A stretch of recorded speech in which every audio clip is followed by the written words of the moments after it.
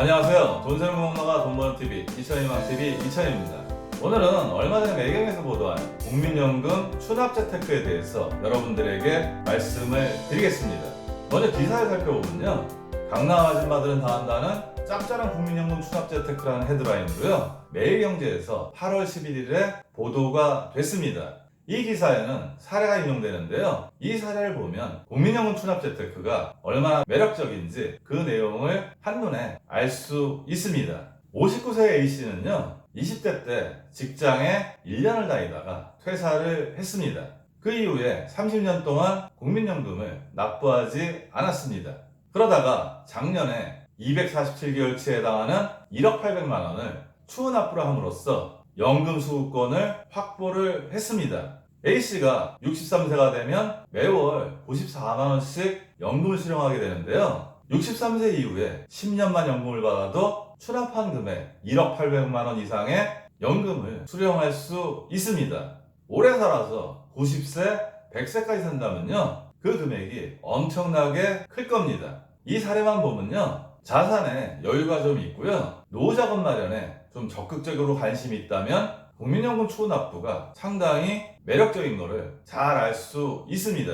보건복지부에서 김상희 국회의원실에 제출한 자료인 2019년 추납 시청자 현황을 보면요, 2019년에만 14만 7,524명이 국민연금 추납을 했습니다.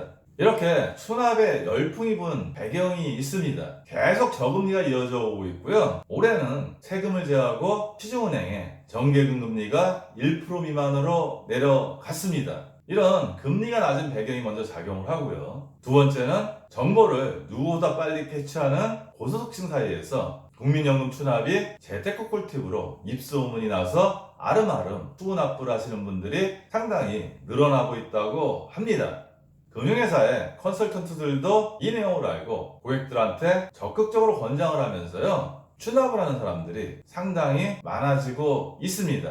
국민연금은 랜덤보다 무조건 많이 받고요, 국민연금의 최대 장점은 물가 상승률에 따라 화폐 가치 하락이 되더라도 물가 상승률을 반영해서 매년의 연금액을 보정해서 현실적으로 지급해 준다는 점입니다. 따라서 지금 같은 저금리 상황이라면요, 이 내용을 알고 자산에 여유가 있다면 국민연금 추납에 관심을 가질 수밖에 없습니다. 국민연금관리공단 홈페이지에 들어가서요, 추납, 즉 추후 납부 내용에 대해서 살펴봤습니다. 추납보험료란 군입대나 실직 등으로 납부예외기한이 존재하거나 무소득 배우자 등의 사유로 적용제외기한이 존재하는 가입자가 추후에 다시 국민연금에 소득신고하거나 임의가입을 하게 되어 추납대상 기간 동안에 연금보험료를 납부할 경우에 납부할 수 있도록 해서 가입기간을 인정해주는 제도입니다.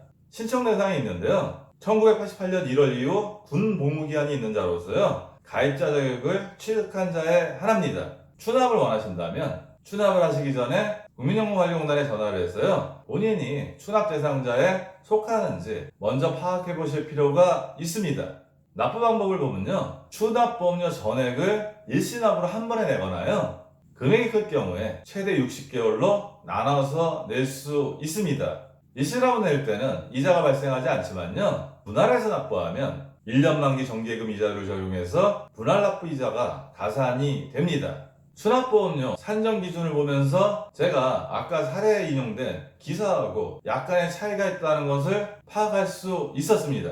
기사를 작성한 기자분이 실제 사례를 실제로 보도했는지 아니면 가상의 사례를 넣었는지 제가 정확히는 잘 모르겠지만요, 제가 볼 때는 이 내용하고 아까 사례의 내용은 차이가 있고요, 사례에 59세 A씨가 기준보다 2배 가까운 보험료를 냈기 때문에 실제적으로는 그 기사가 좀 잘못된 게 아닌가, 저는 그렇게 생각을 합니다. 일단 추납보험료를 산정할 때요, A값이 중요한데요, A값에 9%를 초과할 수 없습니다. A값은 매년 변동이 되는데요, 2020년 기준으로 243만 8천원입니다. 243만 8천원의 9%는요 21만 9,420원인데요, 아까 사례에 247회분을 한 번에 추납을 했다는데 21만 9,420원 곱하기 247회를 하면요 약 5,419만원이 나오니까 아까 사례에서는 1억 800만원을 한 번에 추납을 했다는데요, 실질적으로는 5,419만 원까지밖에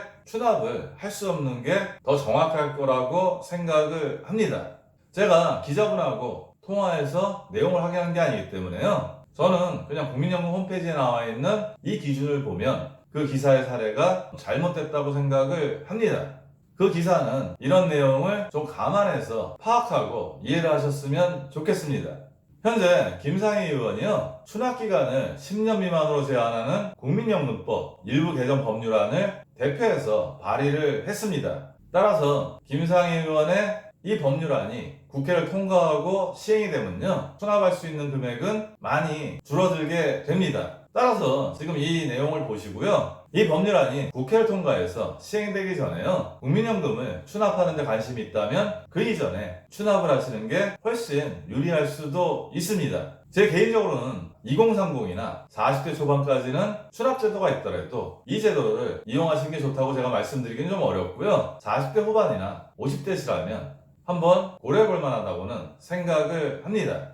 제가 국민연금 같은 공적임금을 바라보는 기준이 앞으로 많이 내고 덜 받고 늦게 받는 그런 과정을 겪을 수밖에 없다고 생각을 하기 때문에요, 젊으신 분들이 이런 제도가 있다 해서 여유자산을 국민연금 추납에 넣는 것은 저는 바람직하지 않다고 개인적으로 생각을 합니다. 오늘은 국민연금 추납제 체크에 대해서 여러분들에게 말씀을 드렸습니다. 오늘 내용도 도움이 되었으면 좋겠고요. 오늘도 행복한 돈 관리 되세요.